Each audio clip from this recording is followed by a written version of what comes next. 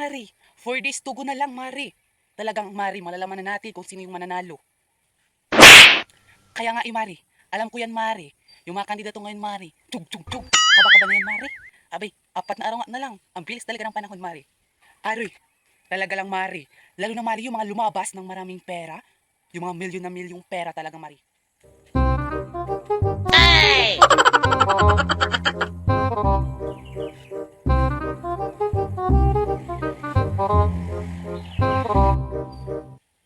Abay, tingnan mo yan, Mari.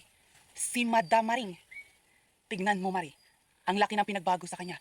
Tingnan mo, Mari. Oh, ang ganda pa ng kanyang bag. Busi. Wow, Mari. Abay, Mari. Hindi ka pa dyan maano. Ay, abay, hindi ito magbago. Kasi, alam mo ba, Mari? Sabi ni Aling Maring, ha? Palista dito. Palista doon. Palista doon sa kabila. Ay, yung ginagawa niya, Mari. Kaya, hey, Mari, hayaan mo na, Mari. Huwag ka nang magtaka kung bakit ganyan siya ngayon. Nakabili pa ng gusi. Oh, gusi yung bag niya. Mga branded yung mga sinusuot niya, Mari. Hayaan na natin, Mari. Ay, ganun pala, Mari. Siya pa ang lumalapit sa pera. Abay, di makapaghintay. Pero, para sa akin, Mari, okay lang kasi yan, Mari, natanggapin ang pera na binibigay nila. Pero, Mari, dapat matalino ka sa pagpili ng mga kandidatong tama at totoo, Mari. Pero ako, Mari, hindi ako magpapabili ng buto ko at ng prinsipyo ko. Kung sino man yung magbigay sa akin, hindi ko yan tatanggapin, Mari. Kasi, I have my own decision at hindi nila ito madidiktahan, Mari. Kaya pasensya na kayo. Kasi ako, alam ko na kung sino ang ibubuto ko. Natapos ko na yung kudigo ko, Mari. At anong tinitingin-tingin nyo? Mga inggit. Pag inggit, pikit. Pag mulat, gaya. Kung gusto nyong yumaman, abay, gamitin nyo yung mga kukutin nyo. Huwag yung puro chismis. Anong pinagsasabi mong inggit? At hindi kami naiinggit sa'yo. Dahil alam namin, ang pera na yan pinangbibili mo ng mga branded na mga gamit mo, ay galing lang yan sa kandidato. Abay, kung pinaghirapan mo, masaya pa kami.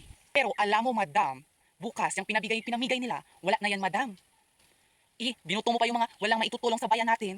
Paano lang, Madam, yung mga apu-apuhan natin? Abay, kung maabutan pa nila yung mga kandidatong yun. Abay, paano ako magkakaapo? Yung anak ko, 5 taon pa lang ngayon. Paano pa yung mga abutan yun? Pero, Madam, wala ka na bang alam, Madam, kung sino pa yung mga naglilista? Di na kayo, Madam, pwede maghabol?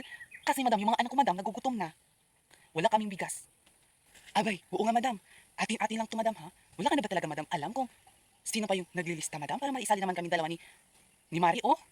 Ay, akin lang yun. Baka kasi malamangan nyo pa ako pagkatapos ng eleksyon na to. Pagkatapos ng lait-laitin nyo ako, pagkismisan, i-backstab. No, akin lang yun. Dahil wala nang makakapagpalista. Dahil ako lang nakakaalam kung sino mga tagalista. Mauubos din yan. Madapa ka sana dyan, Madam, sa unahan.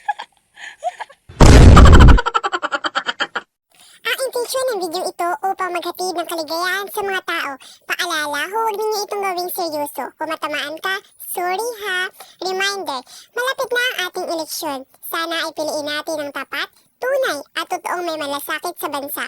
Nasa isip at kamay natin nakasalalay ang kaunlaran ng ating bansang minamahal.